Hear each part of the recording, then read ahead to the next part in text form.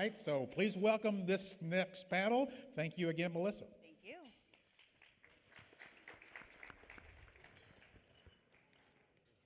Is this on? Yes. Hi, everybody. Good afternoon. We're going to start with an intro of our panelists. Manny Pozo, president of BioResponse. Manny Pozo is a dedicated business leader and co-founder of BioResponse Restoration, a premier South Florida restoration company specializing in water, mold, fire, biohazard, and asbestos remediation. He is a board of directors of both the Latin Builders Association and the Coalition of Disaster Responders. Manny is passionate about partnering with property management and owners to ensure rapid and safe restoration of property. Thank you, Manny. Our next panelist is Joseph Walsh, partner of Duane Morris. Joseph is co-chair of the Environmental Division of Duane Morris Trial Practice Group and is a nationally prominent litigator. Prior to joining Duane Morris, Mr. Walsh was Assistant General Counsel at ExxonMobil Corporation.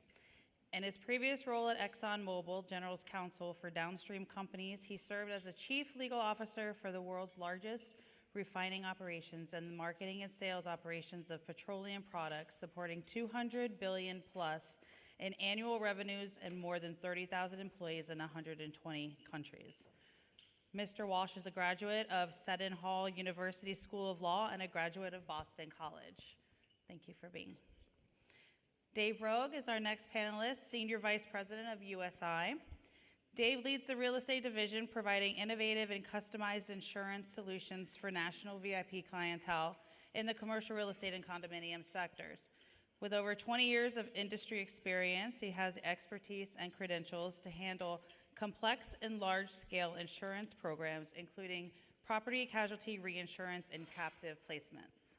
Thank you, Dave. To set the stage, something to think about. When you think about the life cycle of a natural disaster and its impact on commercial real estate, what is the most commonly overlooked vulnerability before a storm ever hits? Any of you want to elaborate? You know, I can jump in, and let me just set this up for you. And I know I'm from Texas now, and I can relate to the weather you all have in Florida. I know there's strong parallels between the two. I'll share this with you in terms of my experience at ExxonMobil, not only globally, but also here in the region. Think about it in three phases, right? You've got the pre, you got the during, and then you got the after. And you all have different businesses, different risk profiles. And when you think about your business, I would say one of the important things that I was going to share with you today is making sure you have a business continuity plan. I know, again, scale may be different here in the crowd. Different types of risk, commercial, financial, banking, reputational, litigation, lawsuit, legal, whatever. Having a competent and very thoughtful business continuity plan is just really, really essential. I'll also share with you, Melissa, in my experience, when you have a bad weather event, say it's a hurricane, and I know you had Andrew, you had Wilma, I was talking to some of your friends over here, and they were telling me how challenging it was. Do you remember when gasoline was really short here in Florida during those? Think about supply chain, but foremost, always think about your family first, because you can't do a good job for your business unless you take care of what's at home. So think about your loved ones, your family members, put them in a safe place, park that, and then get busy, getting back to work and making sure your business gets back to the status quo it had before the storm. Thank you. And to all of you, you've all worked closely with clients in the aftermath of major storms. What is the biggest lesson you've seen learned the hard way, either from underinsurance, bad contracts, or poor response? Yeah, if I can jump in. Definitely, it's really unfortunate when there's a major catastrophe. I work a lot with HOA condos, obviously commercial buildings as well, and they haven't even looked over their insurance policy. They don't know their deductibles. They call their agent, and their agent is obviously, like Joe mentioned, worried about his family and worried about phones might not be working. And as a contractor that's about to put potential $1 million, I need a lot of information. The legislation here in Florida has changed in terms of insurance, and you're finding insurances are a little trickier to work with these days on my end. And I just can't tell you, like Joe mentioned, business continuity. I would also add to that you already have vendors that you've already vetted, you've gotten into some agreements with. We are at that point too where we're vetting our clients for hurricanes because, today I might not be led into very many property management because I'm a sales guy. Tomorrow during a hurricane, I am the most popular guy in town. But that makes it difficult for me to be everywhere, so I have to also pre-vet. And who do you think I'm going to choose? Those companies and those properties that I know the access points, I know who all the contacts are. I've already seen through their reserves. I've already seen their insurance policy. We know what type of roof they've got. We know everything has to do with that property. So definitely get to know your vendors or pick your vendors before. We have something called the pre-disaster partnership. All the companies have some sort of emergency response partnership that you do ahead of time. So that would be my advice, definitely. Thank you, Manny. And based on your experience, what are some best practices that consistently lead to better outcomes for CRE owners after a natural disaster? So I'll add on to that. It actually plays along with what Manny said. Having a list of vendors, knowing who you're going to work with at the time when you expect to have a loss, that's extremely important, because when you have a large loss, the first thing that's going to happen is a lot of these vendors are going to be called already, and there's going to be this many vendors left, usually the least reliable ones. So having the right contacts is extremely important. Make sure you vet them out ahead of time. And one thing that we like to do on the insurance side is talk to your insurance broker so you can know. Speak with the the adjuster that's going to be assigned, because you can, before a loss, have a conversation, meet with the adjuster, and be able to know who you're going to be working with at the time of the loss. I was going to add, if I could, and this is more of a scale point, for those of you that are involved in large companies, when you have, and we've all been through this, you're sitting at home 4 days away, well, there's a tropical storm or there's a hurricane brewing in the Gulf, and we've all been through this, and then there's a false alarm, and then everything rolls forward, so you get pretty laid back about, well, here's another false alarm. But I'll tell you this, when those major ones hit, as you know, it can disrupt an incredible amount of businesses and in terms of states and regions. If you're ever confronted with that and you run a large business, think about setting up a separate team to deal with what that storm is generating, because you got to focus on the core. I'll tell you this, guys, I was trained incredibly well at ExxonMobil. We always took care of the core, and if there was anything else, that was basically a special project team. So I wanted to raise that with you for your consideration, because you can scale that down as well. You know, somebody gets injured, you want to make sure you're working safe, but you can get distracted. And also, a failure to prioritize is a huge mistake people make every single day, especially when they're emotional. So you got to always reprioritize, usually during the day, in terms of what's important, what matters, and how do you drive back to where you wanted to be pre-storm. Yeah. If I can add to that, with a few of my clients, we've done something called the tabletop simulation, where we've gone through that. They've already established who that team is going to be, the communication, and what's going to happen after that. So the first time that they're going through this storm, they haven't gone through it. They've already spoken through it. We learned this when potentially Ebola came out. I remember that before COVID. We were very, very scared, and we learned to do these tabletop simulations with the Department of Health, many of the ports, many of the large institutions, that they were all doing these tabletop simulations. And we brought it to commercial properties, multifamily properties, and other type of large-scale properties where there's a lot of moving parts. Let's not wait to the hurricane when you know the state of mind that there is at that point to try to figure everything out. Do it ahead of time. Thank you. Good answers.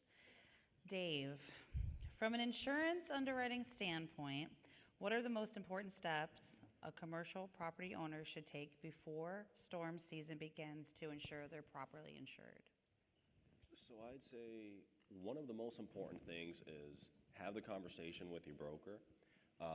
There's a big difference between personal lines insurance when you're shopping for your own auto and you shop around with State Farm, Geico, And the commercial lines, because the insurance brokers on the commercial line side, they have a plethora of additional resources for you.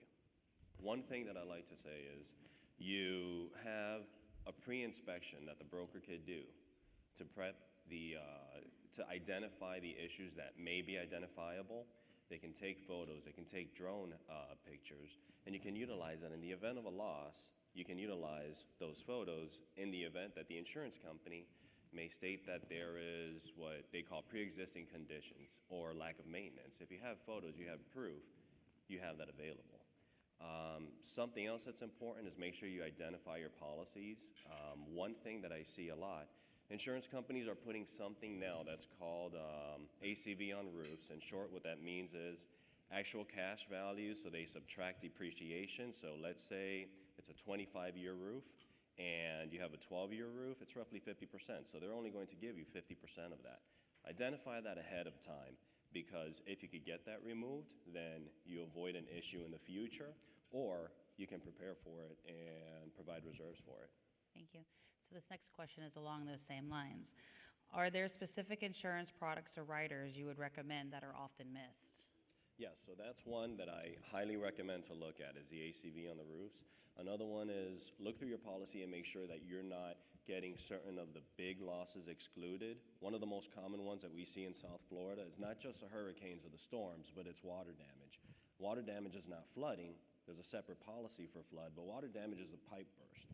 We're seeing some insurance companies try to slide in a water damage exclusion or limitation, and then what happens in the event of a loss is there's no coverage. So you want to make sure you identify that, work closely with your broker, because again, if you're aware of having that exclusion or limitation and there's nothing you can do about it, you know that if there's a loss, you're prepared for it. Thank you. And for all of you, how early should property owners start reviewing their coverage and emergency response plans? One of you want to take that? Yeah, exactly. Yeah, sorry. please. June 1st is our hurricane, the start of the season. You should be doing it at the beginning of the year. You shouldn't be waiting for June 1st. And I know we here in Florida, the peak, really what in my industry we call the real hurricane season is in August.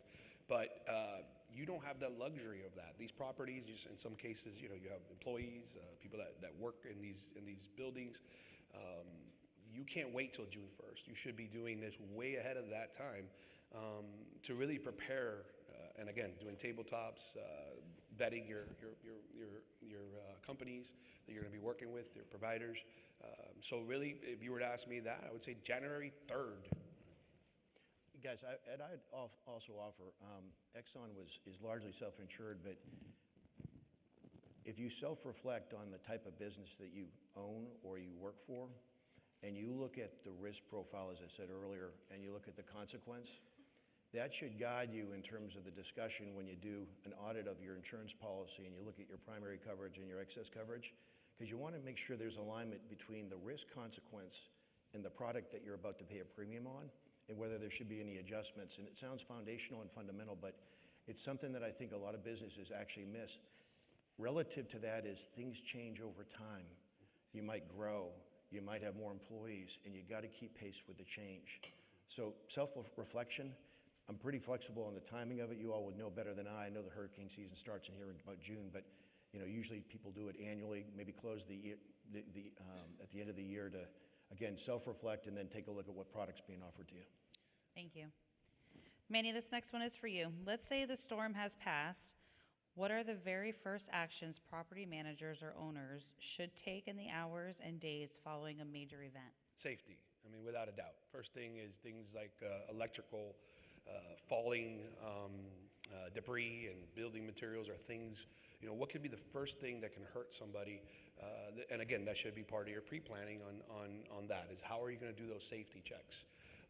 Obviously, you're speaking to your insurance agent, insurance company, making sure you get your claim in early, because there really is a line that is being formed.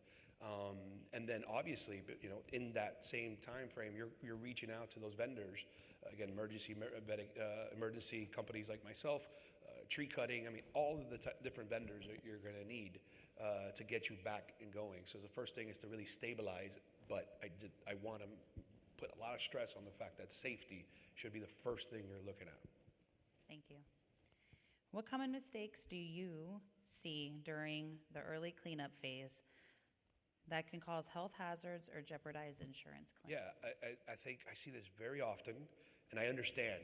I have a Cuban father that's very proactive, and he gets his hands dirty. But I see very often, in an effort to start the rebuilding, the managers start to send their employees out.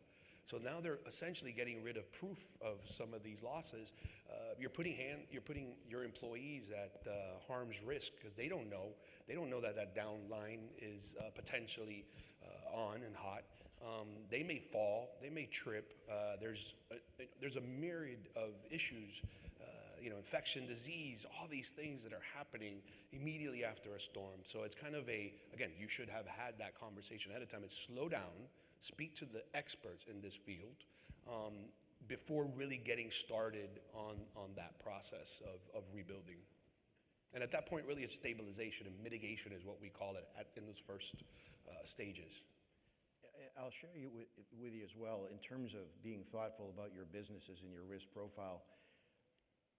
One of the best practices I've seen is having a checklist. It's very emotional, as you know, when you go through a big storm and your kids are displaced, the schools are closed, supply chains, you got no gasoline, you got very limited power, maybe it's restricted, your house is 85 degrees and no one's sleeping, and you do that for a week and everyone's not themselves, it gets very emotional. What you want to do is, again, take care of your family first, but I'd suggest a checklist. It doesn't even have to be that formal in terms of, okay, in a prioritized, strategic way, what matters most, and put your best energy into driving those top items. I agree preserving evidence, taking photographs and video is really important, but I find over time people get so caught up in the emotion of the situation and the scale of it that they forget to say, like, what's important, and again, putting your best energy into what matters most, and dealing with the other stuff as it comes, but I find it's the best way to get you back on your feet. Thank you. This next question is for you. When it comes to hiring vendors for cleanup and reconstruction, what are the biggest legal pitfalls you see in contract terms? The number one, and I've given this a lot of thought, and I spent most of my career dealing with poorly written contracts. I can't tell you, some folks will say this, and I say this as a consumer, as an in-house counsel at Exxon, I was paying people to work on contracts. I say it now, clarity of contract and terms and allocation of risk in those contracts is really important.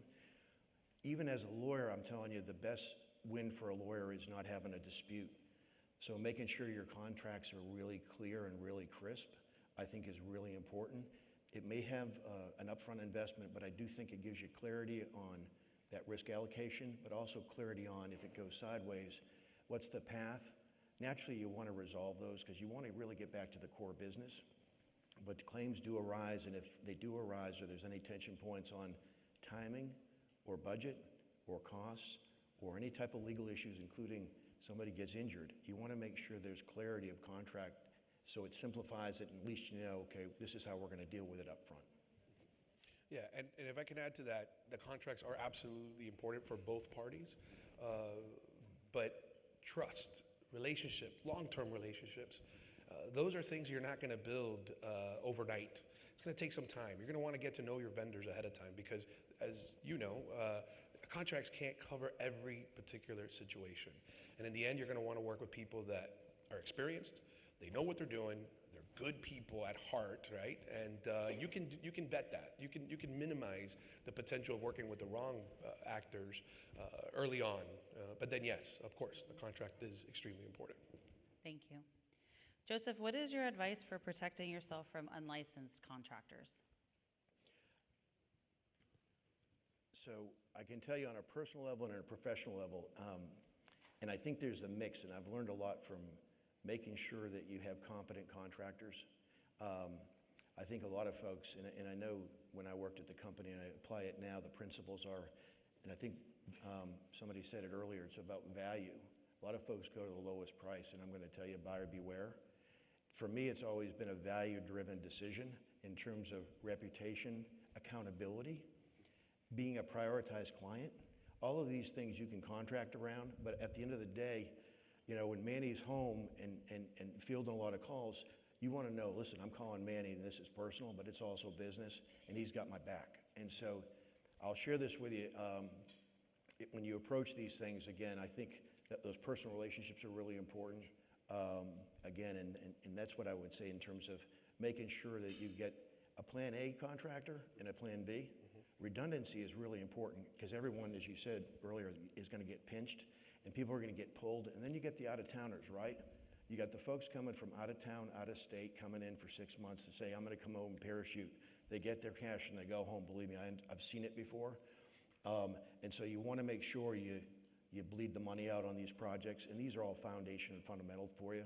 But I've seen it before where they come in from Texas or someplace else, and that's not all of them, but there's a portion of them will grab the money and go. So, and you'll never see it again, and you'll never be able to chase the money. So those are some of the lessons learned that I've learned. Thank you. I want to add a little bit to that. Yeah. Properly vetted contractors is extremely important. You have no idea how many times we see where the management receives certificates of insurance and you have an insurance broker, send it to them, have them take a look at it. We take a look at it, we vet the certificates of insurance, because I'll give you a good example of a claim we received. We had in a commercial property, we had someone that was working on the stairwell, and the stairwell went up to the roof. When he went up to the roof, he moved the stairs, and there was a flooding from, well, not flooding in insurance terms, but there was a storm that caused damage. That contractor and his insurance contract excluded work on the roofs. So it was not picked up. If you get a certificate of insurance, vet them, send it to your broker, let them take a look at it so you know that at least if something happens, you're protected. That's a good point. Thank you, Dave. So if something does go wrong, a dispute with a contractor or a failure by a design professional, what should an owner do first before escalating or pursuing legal recourse? So I would say step one is preserve all your information. Preserve all of your information, because if it goes really sideways, you might have to bring a lawsuit, and you want to make sure you've preserved it, because the other side could claim that you basically destroyed information that was relevant and they've been prejudiced by it. So again, number one, preserve all your information. Foundation, fundamental. Number two, as I said, we don't like getting stuck by somebody. And so when that happens, naturally, you're pretty upset by it, and it brings that emotion in. Get folks that are objective. Hire a lawyer, hire a consultant. I'd actually say hire a consultant even before, like a construction consultant, to do an evaluation. They come in, they're impartial, they're going to go in, they're assess. Was it a cost expense? Was it they blew out the budget in terms of time or a deadline or the quality of work, whatever that is. Experts really drive those resolutions.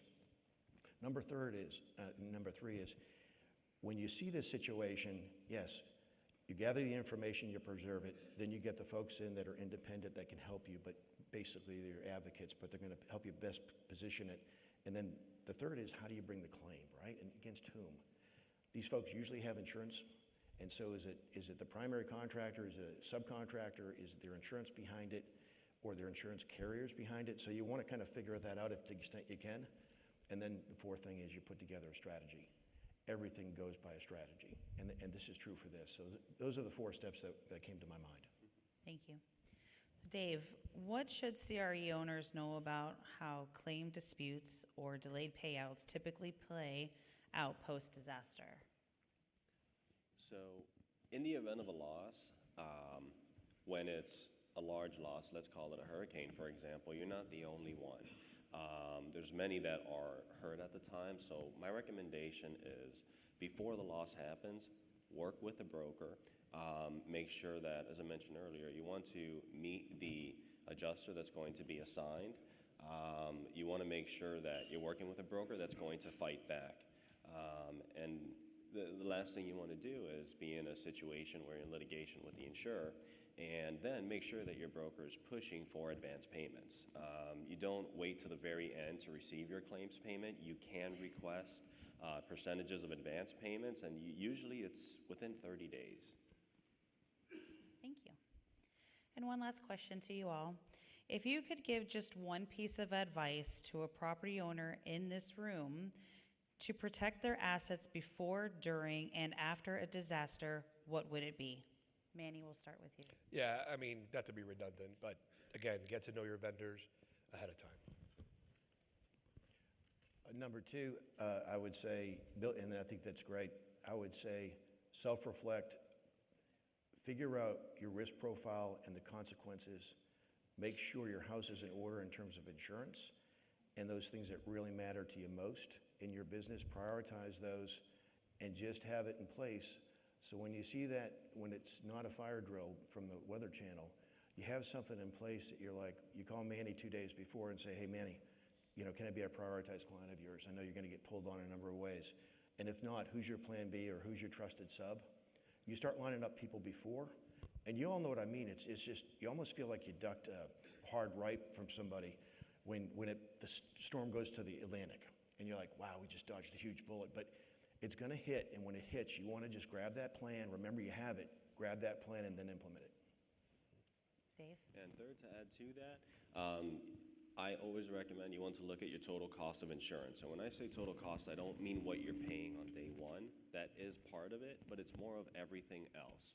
You want to know your deductible is part of your total cost of insurance, what you should reserve for in the event of a loss, and know what's covered. So for example, the most common losses, roof, water damage, flooding. Make sure that you can reserve for it, know what your deductibles are, so if you do have a loss, it's nothing less than a hiccup. Thank you. Thank you all for your discussions. Yeah, thank you. Thank you. Thank you.